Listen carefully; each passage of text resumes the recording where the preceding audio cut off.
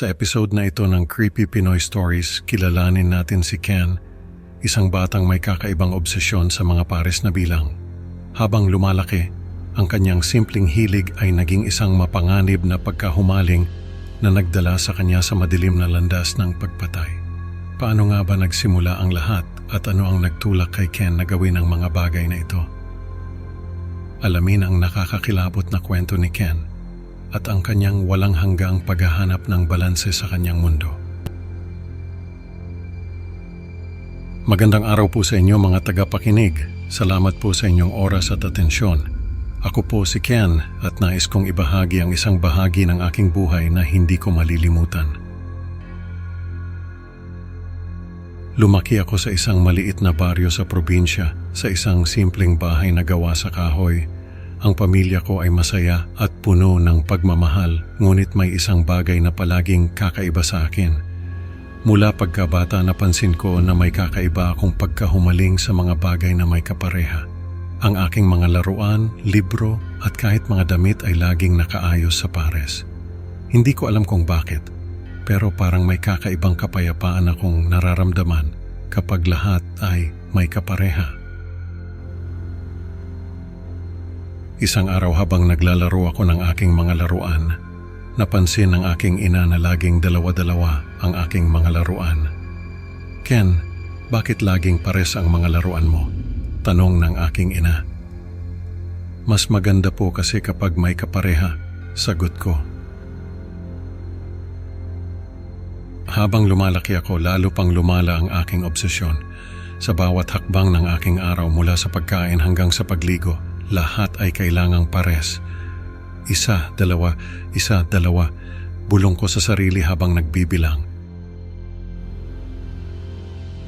Minsan, kahit sa simpleng pag-aayos ng aking mga damit, kailangan kong siguraduhin na laging may kapareha ang bawat piraso.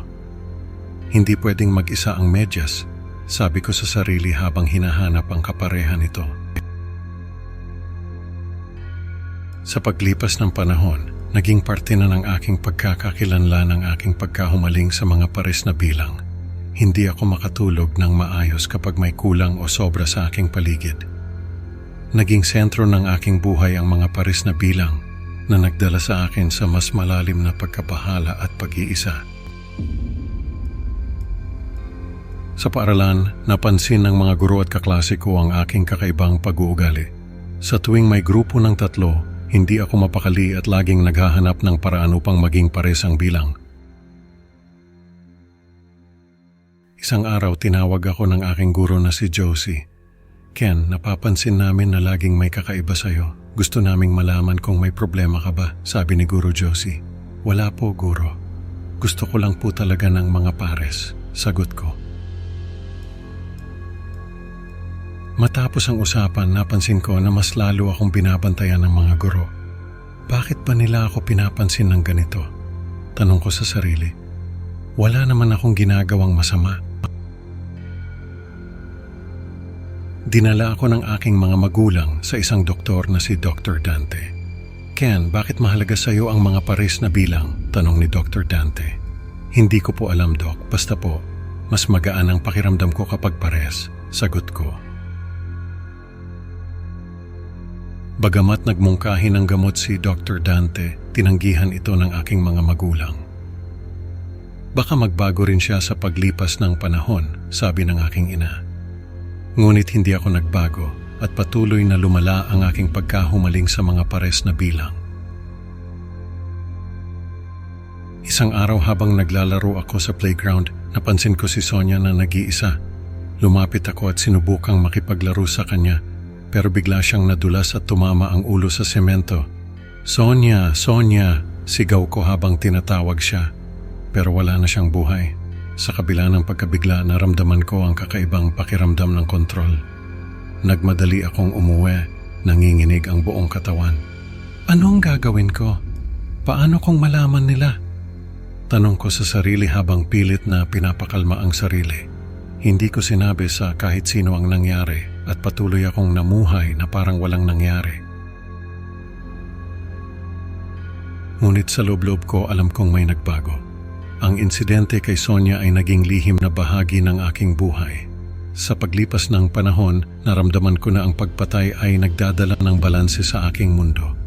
Hindi ko ito inamin kahit kanino, ngunit alam kong hindi na ako ang dating Ken. Habang tumatagal, lalong lumala ang obsesyon ko. Isa sa mga taong nagiging hadlang sa aking pagbilang ay si Reginald, isang kaklase na laging gumugulo sa akin. Kailangan kong gawin ito, sabi ko sa sarili habang pinaplano ang pagpatay kay Reginald. Inabangan ko ang tamang pagkakataon at isinagawa ang aking plano. Reginald, tulungan mo naman ako dito, sabi ko habang nagpapanggap na may problema. Nang lumapit si Reginald, itinulak ko siya sa hagdanan. Tumama ang ulo ni Reginald at agad itong namatay. Sa bawat pagpatay, nararamdaman ko ang pagbalik ng balanse sa aking mundo. Isa, dalawa. Bulong ko habang nagbibilang. Nagsimula akong mag-research online tungkol sa mga aksidente at kung paano ito nagaganap. Kailangan maging perpekto ang plano, sabi ko sa sarili habang nagbabasa ng mga artikulo. Nagpractice pa ako ng iba't ibang senaryo sa aking isipan, tinitiyak na walang makakakita o makakahalata. Bakit parang laging may aksidente sa paligid ni Ken? Tanong ng isa sa aking mga kaklase. Ngunit walang nakakapansin sa tunay na nangyayari. Sa tuwing may namamatay, lagi akong nag-aalala na baka may makakita ng koneksyon. Kailangan kong maging maingat, sabi ko sa sarili habang sinusuri ang bawat detalye ng aking mga aksyon. Ngunit sa bawat pagpatay, lalong lumalaki ang aking pagkahumaling sa mga pares na bilang. Hindi ko alam na malapit na akong mahuli. Isang araw, pinalak ko ang aking ika-19 na pagpatay kay Angelo. Pero sa pagkakataong ito, hindi ako naging maingat. Nag-iwan ako ng mga ebidensya na nagdulot ng aking pagkakadakip. Ken, ano itong nakita namin? Tanong ng pulis habang ipinapakita ang mga ebidensya. Hindi ako makapagsalita, alam kong tapos na ang aking mga plano. Inaresto ako at nilitis. Ken, ikaw ay nahatulan ng 19 na habambuhay na sentensya, sabi ng hukom. Ang kakaibang bilang na 19 ay nagdulot ng matinding paghihirap sa akin. Hindi ko matanggap ang aking sitwasyon at patuloy akong pinahihirapan ng bilang na 19. Sa kulungan, ang pangangailangan na umabot sa bilang na 20 ay naging isang matinding obsession. Kailangan kong umabot sa 20. Bulong ko sa sarili habang iniisip ang aking mga nagawa. Nagpasya akong magpakamatay upang maabot ang aking ika-20 na pagpatay.